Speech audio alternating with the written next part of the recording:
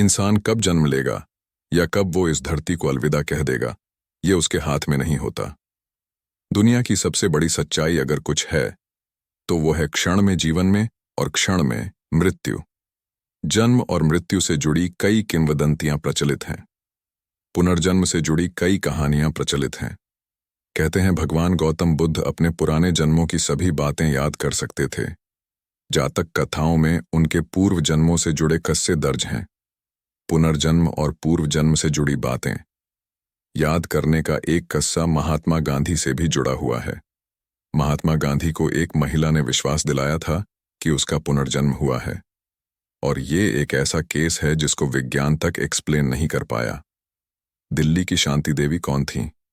4 वर्ष की एक बच्ची शांति देवी अपने माता पिता को अपने पिछले जन्म के बारे में बताने लगी।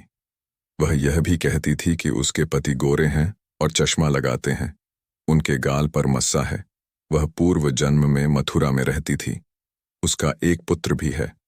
उसने एक बार अपनी माँ को यह भी बताया कि डिलीवरी के समय उसका एक बच्चा मृत हुआ था।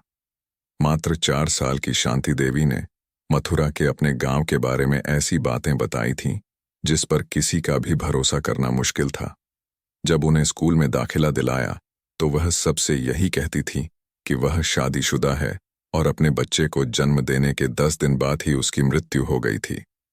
जब स्कूल के अध्यापकों और छात्राओं से बात की गई तब उन्होंने बताया कि यह लड़की मथुरा की क्षेत्रीय भाषा में बात करती है। शांति देवी ने केदारनाथ को पहचाना। केदारनाथ अपने बेटे और तीसरी पत्नी के साथ शांति देवी से मिलने पहुंचे। कहते हैं कि केदारनाथ और उनका बेटा शांति से अलग अलग मिले।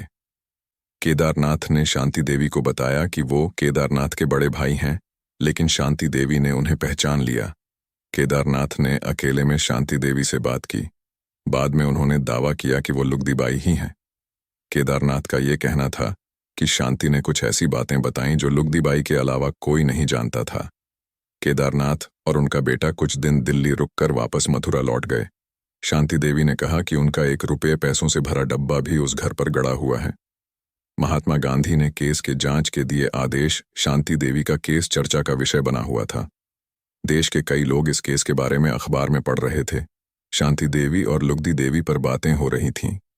ये अजीबोगरीब कहानी महात्मा गांधी के कानों तक भी पहुंची। उन्होंने इस केस की जांच के आदेश दिए। बाद में कमीशन ने अपनी रिपोर्ट में कहा कि शांति देवी ही लुगदी देवी लुगदी बाई है।